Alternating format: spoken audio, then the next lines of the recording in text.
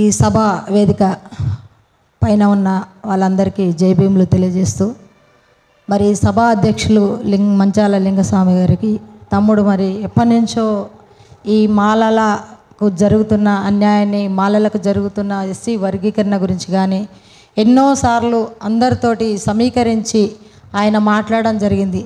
అంటే మన జాతికి దెబ్బ తగులుతుంది, మహిళలైనా సరే, వృద్ధులైనా సరే, పెద్దవాళ్ళైనా సరే, ఎవరైనా సరే అందరూ వచ్చి మరి మాలలకు జరుగుతున్న అన్యాయాన్ని మనం వ్యతిరేకిస్తూ, ప్రభుత్వాన్ని వ్యతిరేకిస్తూ మరి మాలలకు న్యాయం జరిగే విధంగా వర్గీకరణ అనే మాట దాని గురించి ఎన్నోసార్లు తమ్ముడు చెప్పడం జరిగింది.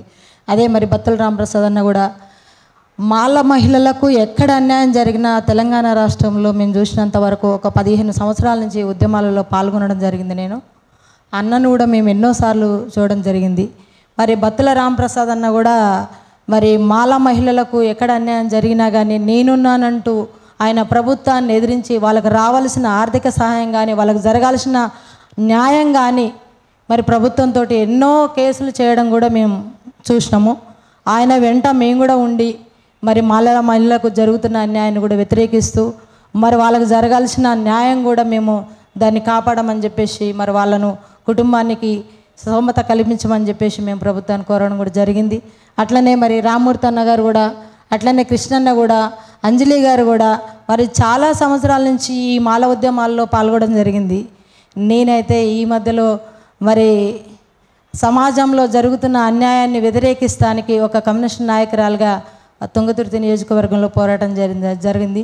ఈరోజు మాలలకు జరుగుతున్న మరి అన్యాయం ఏదైతే ఉన్నదో మరి 22 నుండి 16కు మార్చాలన్న కాన్సెప్ట్ ఏదైతే తీసుకుందో మాలలకు ఉపవర్గీకరణ జరిగి మరి ఎందుకు వర్గీకరణ వద్దన్నామంటే మాలలకు వృత్తి అనేది లేదు కాబట్టి, మాల వృత్తి లేదు కాబట్టి మాలలు చదువుకొని ఉద్యోగాలు సంపాదించుకుంటుంటే ఈరోజు మరి కుట్రపన్ని కొంతమంది రాజకీయ నాయకులు కుట్రపన్ని వర్గీకరణ అని చెప్పేసి దాన్ని విడదీయడానికి, దళితులను విడదీయడానికి చేసిన కుట్రను మరి దాన్ని సహకరిస్తూ వాళ్ళు మనల్ని ఇద్దరిని మాలమాదిగలను విడదీసి దీన్ని వర్గీకరణ అని చెప్పేసి చేయడం జరిగింది.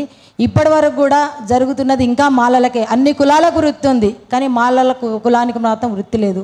మరి ఇది అన్యాయాన్ని ఏదైతే జరుగుతుందో మరి దాన్ని పట్టి మరి ఇంతమంది ఉన్నారు కదా, ఇక్కడ మాల మహిళలు ఉన్నారు, మరి పెద్దవాళ్ళు ఉన్నారు, నాయకులు ఉన్నారు, రాష్ట్ర అధ్యక్షులు ఉన్నారు, మరి ఎంతోమంది ఉద్యమాలలో పాల్గొని మరి ఆగస్టు 1వ తారీఖున బ్లాక్ డేగా ప్రకటిస్తున్నారు. కాబట్టి మరి మాల ఉద్యమాలకు మాలలంతా ఐక్యత ఉంటే కనుక మనకు అన్యాయం జరగకుండా కాపాడుకునే బాధ్యత మనకు మాలలపై ఉన్నది కనుక మరి అందరూ సమీకరించి అందరూ సమకూర్చుకొని మరి అది జరుగుతున్న అన్యాయాన్ని వ్యతిరేకిస్తూ ఇవాళ ప్రభుత్వం చేస్తున్నది ఏమి చేయడానికి చేతగాక వర్గీకరణ నేను చేస్తానని చెప్పేసి మాలల ఓట్లు పడందే ఈరోజు రేవంత్ రెడ్డి గారు మరి ఆయన గెలిచిండా?